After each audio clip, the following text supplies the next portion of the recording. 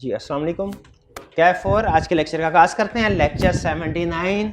आज क्या सीखने जा रहे हैं हम? डेलीगेटेड लेजिस्लेशन क्या होती है? डेलीगेटेड लेजिस्लेशन क्या होती? कल तो हमने ये सीखा ना लेजिस्लेशन क्या होता, कैसे बनती, प्रोसेस क्या है लेजिस्लेशन का। आज एक नया कंसेप्ट हमारे सामने है, डेलीगेटेड लेजिस्लेशन। इसके बारे में स्टडी करेंगे। फिर इसके बाद इस चैप्टर में क्वेश्चन डिस्कस नहीं किए हमने अभी तक, याद है आपको? प्रैक्टिस क्वेश्चन मैं ना कराऊं तो आप भी याद नहीं करवाते हैं सर, क्वेश्चन रह गए नहीं ना याद करवाते। तो आज हम इस सारे चैप्टर के प्रैक्टिस क्वेश्चन भी डिस्कस करेंगे, जो कितने 5 है ना, 5 क्वेश्चन। और एक और काम करेंगे, वो काम क्या है? एमसीक्यूज भी डिस्कस करेंगे। एमसीक्यूज भी डिस्कस, तो 3 काम: डेलीगेटेड लेजिस्लेशन का कंसेप्ट, प्रैक्टिस क्वेश्चन की डिस्कशन और एमसीक्यूज चैप्टर 1 के। इसके साथ ही हमारा चैप्टर 1 कंप्लीट, खत्म। तो सबसे पहले डेलीगेटेड लेजिस्लेशन, तो आपको पता है कोई ना कोई कानून। डेलीगेटेड का मतलब क्या है? डेलीगेटेड का मतलब है जो चीज किसी को डेलीगेट कर दी गई हो। जैसे अथॉरिटी होता है ना, अथॉरिटी, डेलीगेशन अथॉरिटी का मतलब क्या है? एक अथॉरिटी इनके पास है, इन्होंने वो अथॉरिटी इनको डेलीगेट कर दी, मतलब इनको ट्रांसफर कर दी। अब इनकी बजाय ये काम कौन करेगा? ये जैसे एजेंट का कंसेप्ट था, प्रिंसिपल के पास एक अथॉरिटी होती है तो कि वो अपने एसेट बेच सकता है, लेकिन जब वो किसी एजेंट को अपॉइंट कर रहा होता है तो बेसिकली वो अपनी अथॉरिटी को डेलीगेट कर रहा होता है। इसका मतलब क्या है कि अब वो काम जो प्रिंसिपल ने करना था उसके बिहाफ पे कौन करेगा? एजेंट। तो लेजिस्लेशन किसका काम है पाकिस्तान में? पार्लियामेंट का। पार्लियामेंट को करना चाहिए। डेलीगेटेड लेजिस्लेशन का मतलब क्या है कि जब पार्लियामेंट अपनी इस अथॉरिटी को ट्रांसफर कर दे किसी और को, जब पार्लियामेंट अपनी इस अथॉरिटी को ट्रांसफर कर दे किसी और को। अच्छा, मैं आपसे पूछता हूं, क्या पार्लियामेंट को अपनी अथॉरिटी डेलीगेट करनी चाहिए? नहीं करनी। क्यों नहीं करनी चाहिए? क्योंकि वो खुद रिस्पॉन्सिबल है, आइन ने उसको ताकत दी है।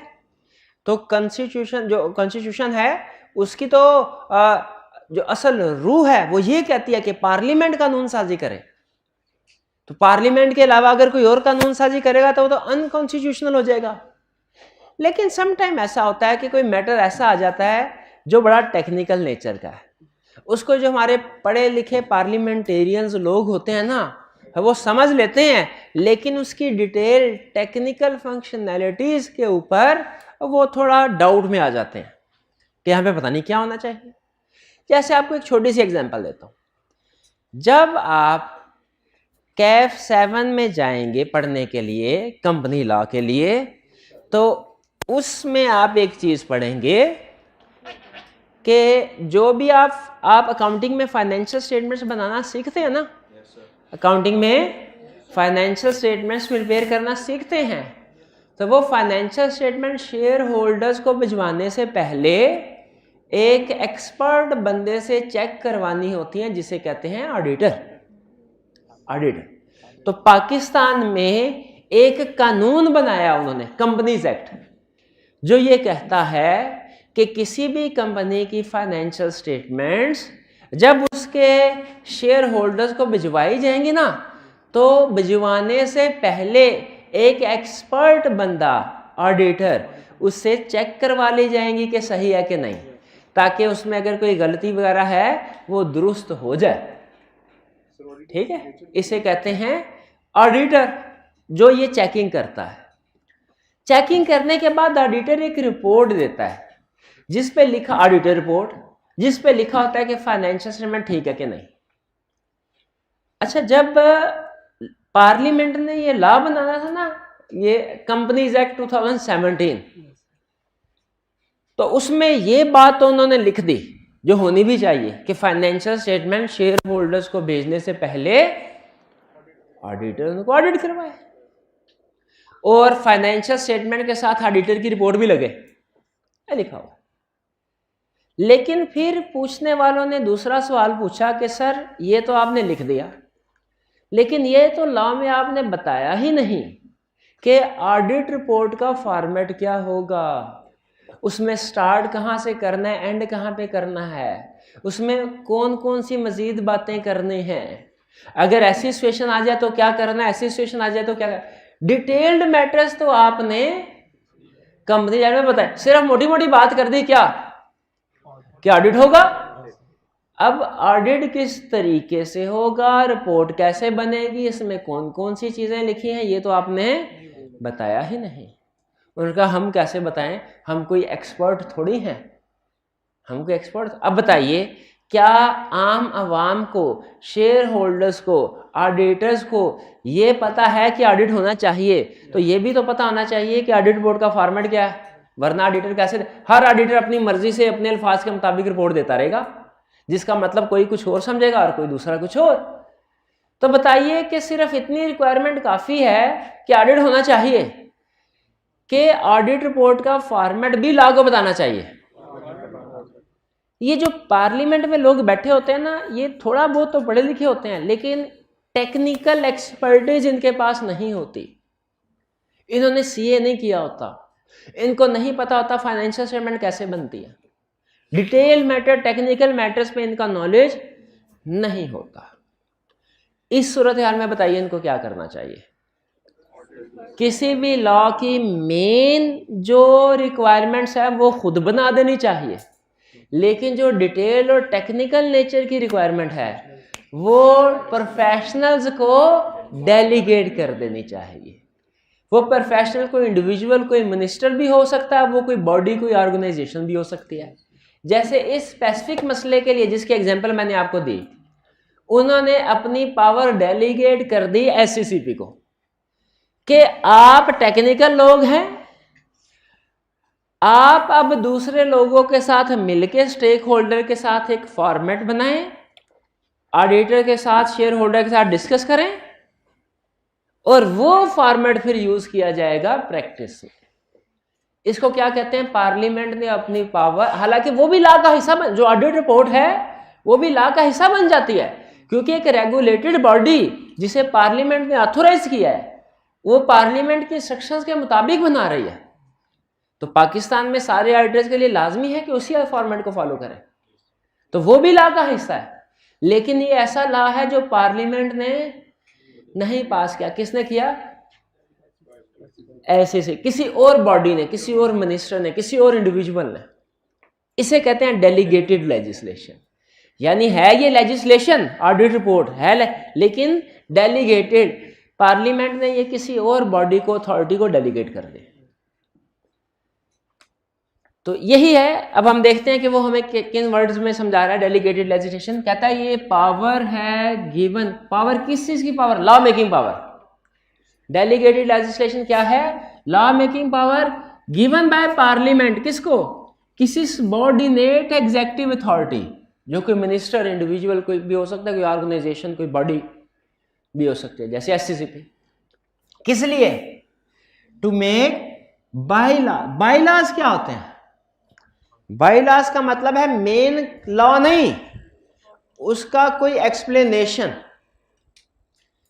ठीक है, बायलॉज उसका कोई फर्दर अपेंडिक्स, वो बनाने के लिए। मेन लॉ कौन बनाएगा, पार्लियामेंट। तो बायलॉज बनाने के लिए, ठीक है, कुछ एडिशनल एक्सप्लेनेशन वगैरह के लिए पावर डेलीगेट कर दी जाती है। क्लियर। अच्छा, आगे कह रहा है फॉर स्पेसिफाइड पर्पस ओनली। इसका क्या मतलब है कि जो कमीशन को, एससीसीपी को पावर दी जाएगी वो सिर्फ ऑडिट रिपोर्ट बनाने के लिए दी जाएगी, ठीक है। ये ना हो कि डायरेक्टर्स रिपोर्ट भी वो बनाना शुरू कर दें, हालांकि डायरेक्टर्स रिपोर्ट में क्या क्या चीजें आएंगी ये उन्होंने लॉ में बता दिया है। तो जितनी को अथॉरिटी डेलीगेट की गई उसी पर्पस, ये तो नहीं है ना एजेंट को कहा जाएगा कि भाई ये इन्वेंट्री बेचो और एजेंट दुकान का भी सौदा कर दे, वो भी ऐसे तो नहीं होना चाहिए ना। जिस बंदे को भी हम अथॉरिटी डेलीगेट करते हैं वो उसी स्पेसिफिक पर्पस, अपनी अथॉरिटी से एक्सीड नहीं करना चाहिए उसको, सिर्फ उसी स्पेसिफिक पर्पस के लिए अथॉरिटी एक्सरसाइज कर। एग्रीड। तो ये है डेलीगेटेड लेजिस्लेशन। डेलीगेटेड लेजिस्लेशन का मतलब क्या, जब कोई लॉ मेकिंग पावर पार्लियामेंट ने किसी सबॉर्डिनेट अथॉरिटी को दे दी, किस लिए? कि वो किसी खास मकसद के लिए लॉ बनाए। इसके फायदे क्या हैं? फायदे क्या है या रीजंस क्या है क्यों पार्लियामेंट ये काम करती है? टाइम सेव होता है।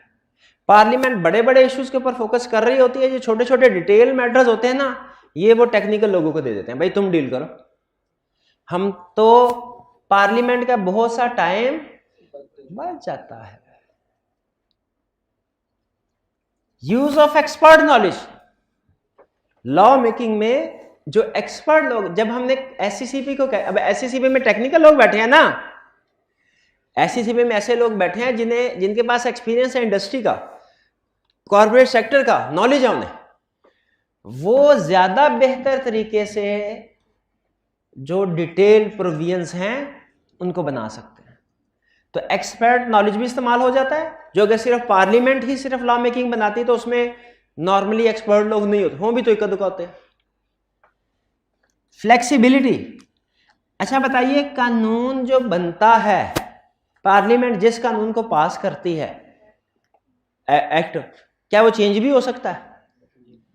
लेकिन जिस तरीके से बनता है चेंज होने का प्रोसेस भी वैसे ही है, यानी पार्लियामेंट के थ्रू ही।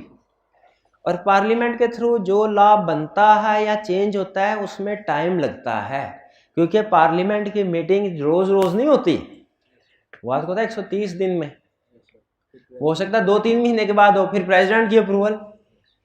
तो पार्लियामेंट के जरिए से लॉ बनाने में और लॉ को चेंज करने में टाइम लगता है। लेकिन अगर यही पावर डेलीगेट कर दी जाए तो एससीसीपी के ऑफिसर तो हर रोज ऑफिस आते हैं ना, तो वो ज्यादा क्विकली और ज्यादा फ्लेक्सिबिलिटी के साथ लॉ बना सकते हैं। यानी स्पीड का मतलब क्या है कि जो डेलीगेटेड लेजिस्लेशन है वो जल्दी बन जाएगी। फ्लेक्सिबिलिटी का मतलब क्या है, अगर उसको चेंज करना हो तो चेंज भी जल्दी कर सकते हैं। पार्लियामेंट में ना तो लॉ स्पीड के साथ बनता है और ना ही उसको चेंज करना हो तो वो स्पीड के साथ चेंज होता है, वो अपना टाइम लेता है, वो महीनों की बात हो जाती है। वही काम जो कि कमीशन दिनों में कर सकता है, वही काम पार्लियामेंट में हो वो महीनों में होता है।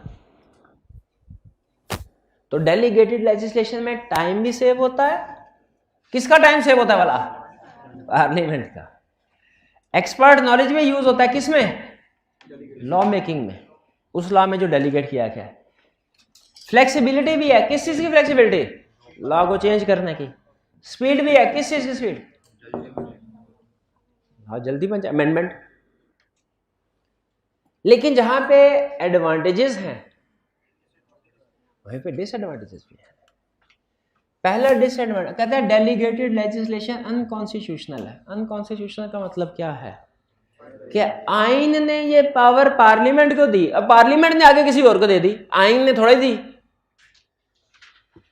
हालांकि ये ठीक है, कर सकते हैं, होता भी है, लेकिन बहरहाल आइन क्या कहता है कि लॉ मेकिंग किसको करनी चाहिए? पार्लियामेंट। तो इसीलिए इसको जब कोई लॉ मेकिंग डेलीगेट की जाती है तो इसको कहते हैं ये अनकॉन्स्टिट्यूशनल। क्या ये फिर प्रेसिडेंट से भी पास होती है? थोड़ी देर के बाद इसका जवाब देता हूं। फिर loss of accountability and control, कि जो लॉ बन जाता है उस पर अकाउंटेबिलिटी और कंट्रोल करना मुश्किल। अच्छा, ये जनरल पूरी दुनिया का रूल है। एक काम पे जब 2 लोग इन्वॉल्व हो गए ना, 2 बंदे, अगर वो सही हो गया तो दोनों कहेंगे देखा मैंने कितना अच्छा काम किया, और अगर गलत हो गया तो कहेंगे देखा कितना गलत काम किया इसने, दूसरे ने। अच्छे काम का क्रेडिट सारे लेते हैं, गलत हो जाए तो कोई नहीं जिम्मेदारी लेता। यही वो कह रहा है, lack of accountability and control. अगर डेलीगेटेड लेजिस्लेशन के जरिए से लॉ मेकिंग होगी तो इस पे कंट्रोल रखना, अकाउंटेबल, ये डिसाइड करना कौन अकाउंटेबल है। अगर गलत लॉ बन गया, इनसे कहा जाएगा भी तुमने गलती की, एससीसीपी से कहेगा मुझे तो पार्लियामेंट ने कहा था, जैसा उसने कहा था मैंने वैसा ही काम किया। पार्लियामेंट से कहा जाएगा तुमने गलत किया, उन्होंने कहा मैंने थोड़ी किया, तो कमीशन नहीं किया, उसको जाके पकड़ो। तो अकाउंटेबिलिटी डिटरमिन करना, कंट्रोल रखना मुश्किल हो जाता है। और बल्क में हो जाते हैं। जब किसी को पावर दी जाती है ना, तो वो फिर उस पावर हो सकता है गलत इस्तेमाल भी करते हैं। जैसे उसे कहा ऑडिटर्स रिपोर्ट बनाने, कहा ऑडिटर रिपोर्ट, चलो ठीक है, पब्लिक कंपनीज की ऑडिट रिपोर्ट लैदा कर दे। फॉर एग्जांपल लिस्टेड कंपनी के लिए हो सकता है लैदा कर दे, अनलिस्टेड के लिए लैदा, पब्लिक के लिए लैदा, प्राइवेट के लिए लैदा, एनजीओज के लिए लैदा, सोल प्रोप्राइटरशिप के लिए लैदा। भाई वो टेक्निकल बंदा तो ऐसे ही सोचता है ना कि जितनी ज्यादा टाइप्स हो जाए उतना बेहतर है। तो बल्क लेजिस्लेशन हो सकती है, यानी जिसको हमने पावर दी उसका बार बार इस्तेमाल कर सकता है। कलिए एडवांटेज और डिसएडवांटेज के लिए इसमें कोई टेक्निकल चीज नहीं थी। अब आगे चलते हैं। जब हमने ये कहा कि इस पे कंट्रोल रखना मुश्किल होता है, इस पे कंट्रोल रखना डेलीगेटेड लेजिस्लेशन पे, क्योंकि वो हो सकता है इस पावर को बल्क में यूज करे, हो सकता है हमने जो स्पेसिफाई पर्पस किया था उसके अलावा भी लॉ पास करता रहे, हो सकता है क्या नहीं? तो क्या कंट्रोल होना चाहिए इस चीज के ऊपर? कंट्रोल होना चाहिए किस चीज के ऊपर? कि जो डेलीगेटेड लेजिस्लेशन है, कि उन्होंने काम सही किया कि नहीं किया, और जो कहा था उसके मुताबिक ही किया कि नहीं किया। कंट्रोल ओवर डेलीगेटेड लेजिस्लेशन का मकसद क्या है? कि जिस अथॉरिटी को, जिस बॉडी को पावर डेलीगेट की लॉ मेकिंग के लिए, उसने काम सही, लॉ सही बनाया कि नहीं बनाया, और उसी पर्पस के लिए जिसे जो पर्पस कहा था उसके मुताबिक बनाया कि नहीं। दो तरह के कंट्रोल थे। कहीं ऐसा तो नहीं उसने अपनी अथॉरिटी से एक्सीड कर लिया हो, या जो काम नहीं था उसने वो भी कर लिया। दो कंट्रोल्स हैं, दो तरीकों से जिस अथॉरिटी को हमने पावर डेलीगेट की है उसे कंट्रोल किया जा सकता है। एक है पार्लियामेंट्री कंट्रोल, एक है जुडिशियल कंट्रोल। पार्लियामेंट्री कंट्रोल क्या है? कि पावर डेलीगेट करते हुए रिस्ट्रिक्शन लगा दी जाए। भाईजान आपने रिपोर्ट बनानी है सिर्फ ऑडिट के लिए, डायरेक्टर्स की नहीं बनानी, रिस्ट्रिक्ट कर दिया, सिर्फ ऑडिट रिपोर्ट बनानी, डायरेक्टर रिपोर्ट, और सारी कंपनीज के लिए एक ही तरह की रिपोर्ट बनानी है, हर एक के लिए अलग अलग नहीं बनानी। ये ना बल्क में लेजिस्लेशन कर दो। तो ये क्या है? पार्लियामेंट ने पावर देते हुए उसकी पावर को रिस्ट्रिक्ट कर दिया। और फिर उसके बाद दूसरा कंट्रोल, कि जो भी लॉ मेकिंग होगी, लेजिस्लेशन होगी, पार्लियामेंट ने कहा हमसे अप्रूव करवा लेना बाद में, यानी सारा काम उन्होंने किया, फाइनल अप्रूवल फिर भी पार्लियामेंट ने अपने हाथ में रखी है। फाइनल अप्रूवल किस लिए अपने हाथ में रखी पार्लियामेंट ने?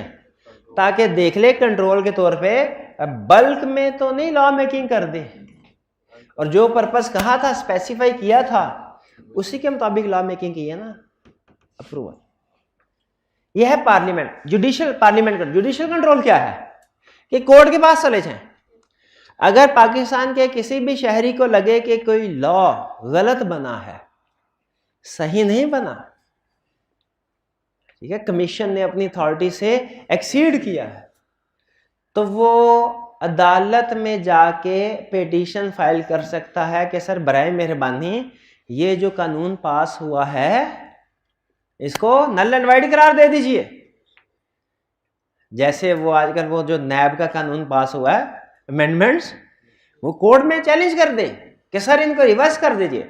कोर्ट अगर ये समझे, मुतमिन हो जाए कि ये वाकई जो डेलीगेटेड अथॉरिटी दी गई थी, लेजिस्लेशन, डेलीगेटेड लेजिस्लेशन का काम कहा गया था, ये उस अथॉरिटी ने, एससीसीपी ने काम ठीक नहीं किया, अपनी अथॉरिटी से एक्सीड किया है, तो कोर्ट क्या कर सकता है? उस लॉ को नल एंड वाइड कर सकता है। ये पार्लियामेंट्री कंट्रोल है। अल्ट्रा वाइज का मतलब है beyond the powers. Ultra wise का मतलब क्या है? बियॉन्ड द, यानी अगर डेलीगेटेड लेजिस्लेशन जिस अथॉरिटी को डेलीगेट की गई है, वो उसको जो पावर दी गई थी, जो पर्पस दिया गया था, उससे एक्सीड करे, उसके अलावा उससे हटके लॉ मेकिंग करे, तो इसे क्या कहते हैं? ये लॉ मेकिंग क्या है? Ultra wise. कोर्ट में साबित कर देना अगर ये अल्ट्रा वाइज लॉ मेकिंग है, फौरी तौर पे कोर्ट ऑर्डर कर देता है क्या ये नल एंड वाइड है, इसने तुमने अथॉरिटी से एक्सीड किया। क्लियर?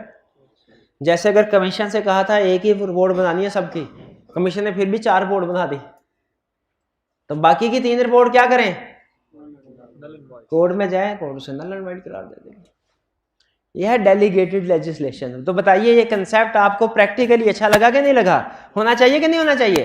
कितने स्टूडेंट्स का ख्याल है प्रैक्टिस में डेलीगेटेड लेजिस्लेशन का कंसेप्ट होना चाहिए, और कितना कह रहा है नहीं सारा काम पार्लियामेंट करे, पार्लियामेंट ही करे सारा? नहीं, चलो ठीक है, ये वैसे जजमेंटल क्वेश्चन पूछ लिया। अब ऐसा कीजिए, हाँ पढ़े लिखे बंदे को भी तो आना चाहिए लॉ मेकिंग में, शाबाश। तो हाँ, तो पार्लियामेंट में पहुंचना ही शौक है लॉ बनाने का, वो कह रहे हैं तो पार्लियामेंट में पहुंच जाए, ठीक है। 12 तो आपके पास 5 मिनट है, 5 मिनट में आपने पूरा लर्निंग ऑब्जेक्टिव रीड करना है, और अगर कोई प्रॉब्लम हो तो पूछ लें। हाँ 2 टर्म, सॉरी 1 मिनट, 2 टर्म्स और आपके साथ डिस्कस कर दूं। Act of parliament, act of parliament किसको कहते हैं? उस कानून को जो पार्लियामेंट में पास हुआ उसे एक्ट ऑफ पार्लियामेंट है। तो जो कानून पार्लियामेंट में पास नहीं होता उसे क्या कहते हैं? ऑर्डिनेंस। और एक और टर्म है इंजंक्शन। इंजंक्शन का मतलब क्या है? Stay order. जब कोर्ट किसी को हुक्म देता है कि कोई काम नहीं करना, इसे कहते हैं स्टे ऑर्डर या इंजंक्शन। इंजंक्शन। आपके घर के साथ हम साया कोई ऐसा कंस्ट्रक्शन करवा रहा है छत पे जो एलडीए से अप्रूव नहीं करवाया नक्शा, और उसकी कंस्ट्रक्शन से आप डिस्टर्ब होते हैं, आप क्या करेंगे? कोर्ट में जाके स्टे ऑर्डर ले लेंगे, जिससे कोर्ट क्या ऑर्डर कहेगा, भाईजान छत पे कंस्ट्रक्शन नहीं हो सकती। इंजंक्शन का अपोजिट होता है स्पेसिफिक परफॉर्मेंस। जब कोर्ट ऑर्डर ये करे कि कोई काम करना है, कोई काम करना है, इसे कहते हैं स्पेसिफिक परफॉर्मेंस। स्पेसिफिक परफॉर्मेंस, ठीक है। आपने प्रॉपर्टी खरीदी, खाली प्लाट था, और साथ ही जो हमसाया था उसने जो है वो ओपन था, दरमियान में दीवार नहीं थी। आपने प्लाट खरीदा, अब आप ये चाहते हैं दरमियान में दीवार बना ली जाए। आपने कोर्ट में पिटीशन फाइल की, सर ये हमसाया है, हम ये चाहते हैं कि ये अपने घर में रहें, हम अपने घर में रहें, दरमियान में दीवार बना दी जाए। ये दरमियान में दीवार नहीं बना रहा। अब की बार कोर्ट क्या ऑर्डर करेगा? स्पेसिफिक परफॉर्मेंस के इंजंक्शन का स्पेसिफिक परफॉर्मेंस कि दीवार बनाओ, बनाओ, ठीक है। और अगर ऑर्डर हो किसी चीज से मना करने का, इंजंक्शन। अगर आप प्रिंसिपल साहब के पास जाएं, कहें सर हमारे टीचर हैं लॉ के, वो हमें ऐसे कंसेप्ट पढ़ा रहे हैं जो हमारे सिलेबस में ही नहीं है, प्रिंसिपल साहब कौन सा ऑर्डर इशू करेंगे? इंजंक्शन का कि नहीं पढ़ाना है। और अगर आप जाके कहें सर ऐसे लॉ के टीचर ऐसे कंसेप्ट जो हमारे सिलेबस में है वो नहीं पढ़ा रहे, तो प्रिंसिपल साहब कौन सा ऑर्डर इशू करेंगे? सूट फॉर स्पेसिफिक परफॉर्मेंस का, ठीक है। फीस वापस नहीं होगी, फीस भी कभी कोई वापस करता है। चलिए आपके पास 5 मिनट है। फ्लेक्सिबिलिटी का मतलब है कि पार्लियामेंट के जरिए से जो लॉ बनेगा ना, उसे चेंज भी पार्लियामेंट के जरिए से होगा, जो बड़ा मुश्किल है। और जो डेलीगेटेड लेजिस्लेशन होगी वो चेंज भी डेलीगेटेड अथॉरिटी करेगी, जो आसानी से। एससीसीबी ने चेंज करना है भाई, आज उसे पता चला इसमें चेंज, कल को चेंज कर देगा। उधर कौन सी 2 महीने बाद मीटिंग होती है, वो तो रोज की रोज होती है। चलिए रीडिंग कर लीजिए, तब तक मैं आपका जो क्वेश्चंस और एमसीक्यू सेटअप करता हूँ। पॉज कीजिएगा जी। रीडिंग आपने कर ली होगी, कि क्वेश्चन पूछना चाहें तो पूछ लीजिए। एक स्टूडेंट ने क्वेश्चन पूछा है बल्क, ये कैसे डिसाइड होना है? देखिए पार्लियामेंट अगर किसी, मैंने एग्जांपल तो आपको सिर्फ कमीशन की दी ना, एससीसीपी की, लेकिन पार्लियामेंट बहुत से लॉज को बहुत सी दूसरी अथॉरिटीज को डेलीगेट कर रही होगी, एफबीआर को फॉर एग्जांपल, या कुछ दूसरी अथॉरिटीज को। तो 1-2 लोगों को पावर डेलीगेट करते ही हिसाब किताब रखना आसान होता है, लेकिन जब बहुत से लोगों को बहुत सी अथॉरिटीज को पावर डेलीगेट कर दें तो फिर उसका मैनेज करना, हिसाब रखना, कंट्रोल करना, उसको अपडेट रखना मुश्किल हो जाता है। ज्यादा चीजें हो, अपडेट करना, अपडेट रखना, उनको मैनेज करना मुश्किल हो जाता है, ठीक है। तो बल्क का मतलब ये है, बल्क का ये मतलब भी है कि जिसको आपने पावर दी वो बहुत ज्यादा उस पावर का यूज कर सकता है। और ये भी है कि पार्लियामेंट जब बहुत सी अथॉरिटीज को पावर डेलीगेट कर रही होगी तो उसके लिए, पार्लियामेंट के लिए उसको कंट्रोल करना, मैनेज करना, अप टू डेट रखना, उन सारी पावर्स को, उन सारी अथॉरिटीज को, या जो बाय लॉज बनाए गए हैं उनको मुश्किल हो जाता है अपडेट रखना। क्लियर? और कोई क्वेश्चन? बाय लॉज का मतलब है सबऑर्डिनेट लॉज, यानी किसी बड़े लॉ के अंडर जो लॉ बनाए जाते हैं छोटे छोटे, उसको एक्सप्लेन कर लें, अपेंडिक्सेस कह दें, सब सेक्शन वगैरह कह लें। सब सेक्शन तो नहीं वैसे ट्रू मीनिंग, लेकिन समझने के लिए बता रहा हूं। सब जैसे मेन लॉ का ऑडिट रिपोर्ट बनानी है, अब इसकी एक्सप्लेनेशन क्या है, उसका फॉर्मेट क्या होगा, क्या क्या चाहिए, ये बाय लॉस, यानी लॉ की एक्सटेंशन कुछ। काफी सारे को अथॉरिटी दे देना तो ये तो बल्क में ही ना आएगा, फिर वो तो काम फिर आसान हो जाएगा। नहीं, काफी ज्यादा लोगों को अथॉरिटी दे देना काम बिल्कुल आसान हो जाएगा, लेकिन इसका एक डिसएडवांटेज भी तो है, बल्क में हो जाएगा, कंट्रोल रखना मुश्किल है, कंट्रोल करना मुश्किल है। ठीक है, चलिए अब चलते हैं हम प्रैक्टिस क्वेश्चन। क्वेश्चन 1, जी ऑर्डिनेंस में कोर्ट को चैलेंज कर सकते हैं? यस, किसी भी एक्ट को भी कर सकते हैं, किसी भी लॉ को कर सकते हैं, लेकिन सर ये समझना इसके ऊपर बहुत ज्यादा डिबेट है। पार्लियामेंट ये कहती है कि कोर्ट की ऐसी की तैसी के हमारे बनाए हुए कानून के ऊपर कमेंट करें, क्योंकि लॉ ने कहा है पार्लियामेंट के पास पावर है लॉ बनाने की, कोर्ट के पास पावर है उसको इंप्लीमेंट करने की। पार्लियामेंट का ये पॉइंट हुआ कि हमारा बनाया हुआ कोई लॉ चैलेंज नहीं हो सकता। कोर्ट वाले ये कहते हैं, सुप्रीम कोर्ट वाले, उसके जजेस, कि भाईजान ठीक है लॉ में ये लिखा हुआ है, हम इसको मानते भी हैं, लेकिन लॉ में ये भी लिखा हुआ है कि जितने भी लॉज बनाए जाएंगे ना आईने पाकिस्तान के अंडर बनाए जाएंगे। तो अगर आप कोई ऐसा कानून बना लेते हैं जो आईने पाकिस्तान के खिलाफ हो, जो किसी के बुनियादी हकूक जिसका तहफ़्फ़ुज़ आईने पाकिस्तान करता है किसी के बुनियादी हकूक के खिलाफ हो, तो उस वाले कानून को हम नल एंड वाइड कर सकते हैं, क्योंकि वही कानून हमें भी ये कहता है क्या कि जितने भी कवानीन बनेंगे इस्लामिक लॉज के मुताबिक और इस साइन के मुताबिक बनेंगे। ठीक है, तो इसीलिए कुछ कवानीन को कोर्ट नल एंड वाइड करार दे देता होता है, ये कह के कि ये आईने पाकिस्तान के, वरना तो कुछ पता नहीं है पार्लियामेंट में ये कानून पास हो जाए कि रिश्वत देना जायज है, हो जाए तो अच्छा, लॉ बन जाए तो बन जाए, कुछ कंट्री में शायद इस तरह की चीजें हो भी, लेकिन फिर वहां पे क्या ये ऐसा लॉ पास होना चाहिए? ये तो आईने पाकिस्तान की रूह के खिलाफ है। तो फिर इसमें जो सुप्रीम कोर्ट है वो ये कहेगा कि नहीं सर ये आईने पाकिस्तान के खिलाफ कानून है, इसको हम नल एंड वाइड करार दे रहे हैं, ये खत्म। वरना ये जो नैब की अभी थोड़ी देर पहले बात हुई है, जो कवानीन है पार्लियामेंट ने पास कर दिए, ठीक है, तो कोर्ट में अब क्यों चैलेंज हो रहे हैं? इसी वजह से कि वो आईने पाकिस्तान के खिलाफ, इस बेस के ऊपर कोई नल एंड वाइड हो सकता है, वरना कोई कानून जो पार्लियामेंट पास करे वो होता है। या बाज़ औक़ात ऐसा भी होता है कि कानून में कोई चीज मेंशन नहीं की गई, लॉ बनाया गया लेकिन किसी ट्रांजैक्शन पे किसी चीज पे वो साइलेंट है, उसकी फिर इंटरप्रिटेशन जज करते हैं। जैसे नाअहली का कानून था, लेकिन नाअहल कितने अरसे के लिए होगा, 5 साल के लिए, ये नहीं था, तो ये फिर उस पर जज बैठे सर जोड़ के, उन्होंने अपनी डिस्कशन की और फिर कहा कि ये पीरियड होगा।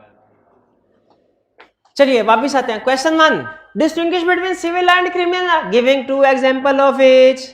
सिविल लॉ क्या है? जो किससे रिलेट करता है? लोगों के rights and liabilities, property dispute, personal dispute से।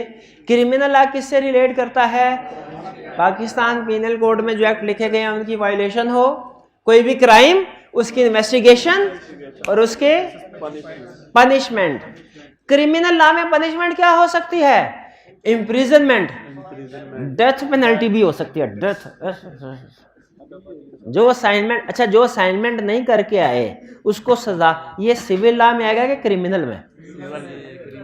इसकी डेथ पेनल्टी भी हो सकती है, डेथ पेनल्टी। क्रिमिनल लॉ की डेथ पेनल्टी हो सकती है ना? बिल्कुल। अच्छा सिविल लॉ, वो एक था, एक और भी फर्क था, कौन सा? हाँ मेरे ज़हन में भी यही था, बर्डन ऑफ प्रूफ। ये किस बेस के ऊपर होता है? ये डिसीजन, सिविल केस में डिसीजन बैलेंस ऑफ प्रोबेबिलिटी की बेस पे कि जिसका चांस ज्यादा हो, और क्रिमिनल लॉ का डिसीजन किस बेस पे होता है?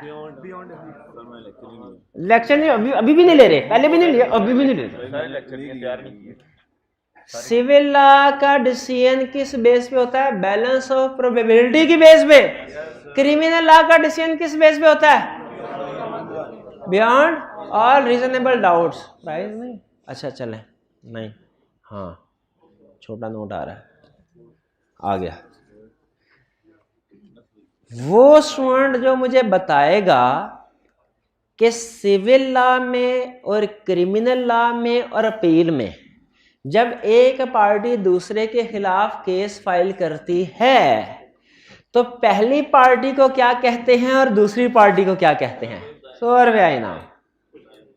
पहली पार्टी को क्या कहते हैं? देखे बगैर है क्लास में कोई माइका लाल जो ये सवाल का जवाब दे, 100 रुपए का इनाम ले, 100 रुपए का इनाम ले। वो अब देखिए सारा बता रहे हो। अच्छा चले एक, फिर इसके बाद ये भाई की बारी, 2, फिर अगर इन दोनों ने गलत जवाब दिया फिर आपकी बारी थी। लेकिन अब किताब बंद कर दें, हाँ, ताकि तब तक आपको भूल जाए। किस केस में? सिविल केस है, क्रिमिनल है, अपील का केस है? सिविल केस में, सिविल लॉ में जब एक पार्टी दूसरे के खिलाफ केस फाइल करे, पहली पार्टी को क्या कहते हैं? क्लेमेंट। और दूसरी पार्टी को डिफेंडेंट। और क्रिमिनल लॉ में कंप्लेनेंट। और दूसरे को रिफंडेंट। एक्यूज। और अपील में नहीं, और क्यों नहीं बोलेगा? अपील में आप शुरू से सारे बताने पड़ेंगे। सिविल में जो केस फाइल करता है उसे कहते क्या है? पार्टी प्राइवेट पार्टी के दरमियान। सिविल आप प्राइवेट पार्टी के दरमियान में है ना, जिसके खिलाफ है, और जिसने केस फाइल किया उसे क्या कहते हैं? क्लेमेंट कहते हैं। और क्रिमिनल में ये ले, आप बताएं सिविल केस में। प्लेंटिफ, क्लेमेंट, उन्होंने भी क्या, इसने भी क्या? Complainant, accused. नहीं, एक मिनट है। सिविल लॉ में जिसने केस फाइल किया उसे क्या कहते हैं? प्लांटिंग। आप प्लांट कर रहे हैं, वो टी लिखा ही नहीं हुआ, और सही पढ़ा ही नहीं जा रहा, एफ को टी पढ़ रहे हैं।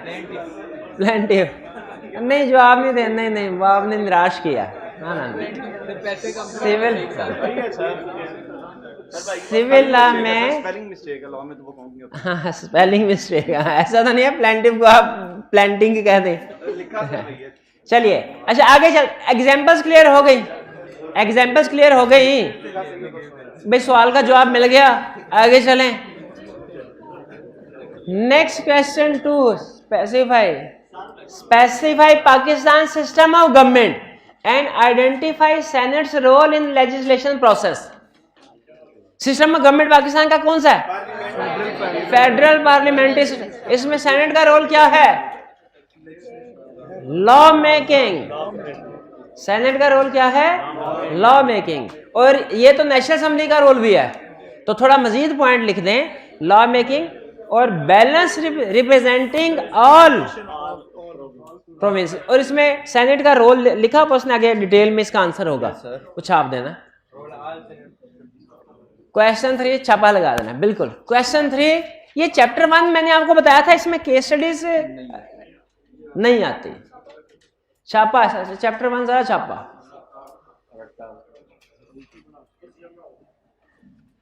अच्छा, छापा रट्टा लगाना कोई इतनी बुरी बात भी नहीं होती, हाँ, लेकिन बस ये डिसाइड करना पड़ता है किस चीज का रट्टा लगाना है और कैसे लगाना है। क्वेश्चन 3, रट्टा ही आप गलत तरीके से लगाते हैं। ऊपर हेडिंग याद करनी होती है सिर्फ, अब नीचे एक्सप्लेनेशन का भी रट्टा लगा रहे होते हैं, और वो जाहिर है नहीं याद होता, रट्टा मुफ्त में बदनाम हो जाता है।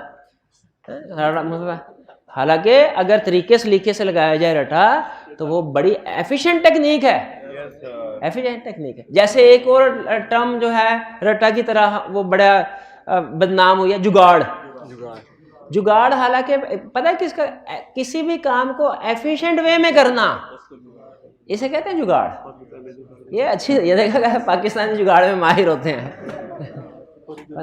चलिए 12 question 3, briefly describe process of legislation in case of money bill when national assembly is in session. कौन जवाब देगा? National assembly 1 2 3 4, national assembly session में एक भी अगर गलत बताया ना प्राइज नहीं मिलना। शाबाश। नहीं, मुझे सिर्फ इस सवाल का जवाब बता दें कि प्रोसेस ऑफ लेजिस्लेशन के money bill when national assembly is in session, पहले ये बता दे, फिर नॉट इन सेशन बता दे।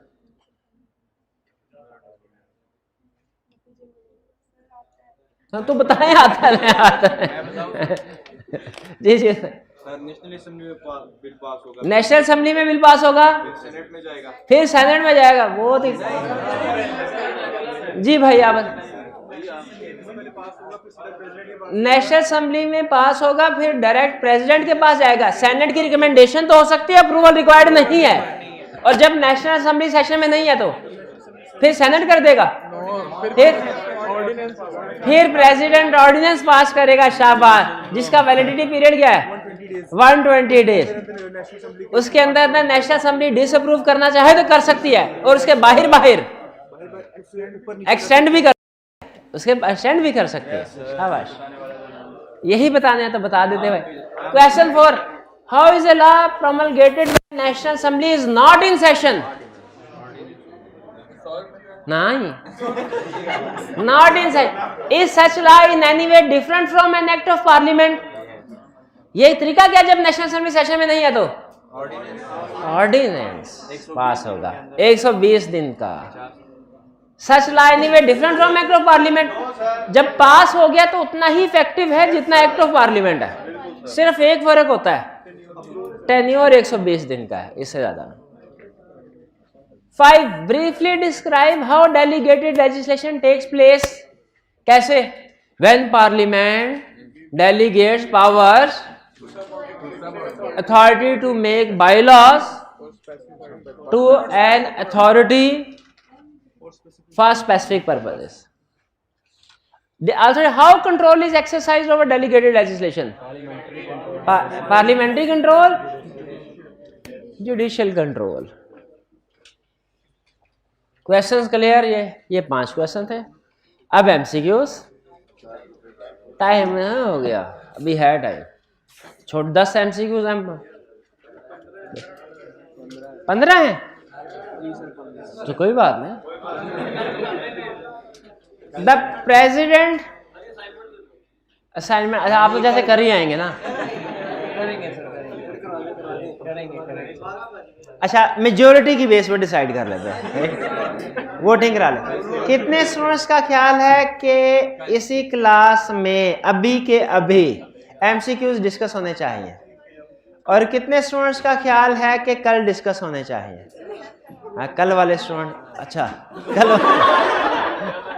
कल वाले स्टूडेंट ज्यादा है, जज्बाती हो गया। चलिए ठीक है। हाँ, चूंकि हम कंफर्टेबल लेवल पे हैं, इंशाल्लाह 31 जुलाई तक सिलेबस कंप्लीट हो जाएगा, वरना मैं आपसे पूछता भी ना। आपसे आपके घर वाले कभी नहीं पूछते कुछ, मैं पूछूंगा आपसे, हैं, और आप अच्छा मशवरा देंगे मुझे। ठीक, आज का लेक्चर यहाँ। अच्छा, आपकी होम असाइनमेंट है ये, MCQs अटेम्प्ट करके आने हैं और मैंने चेक करने हैं, ठीक है जी। चलिए आज का लेक्चर यहाँ खत्म करते हैं हम। अल्लाह हाफिज।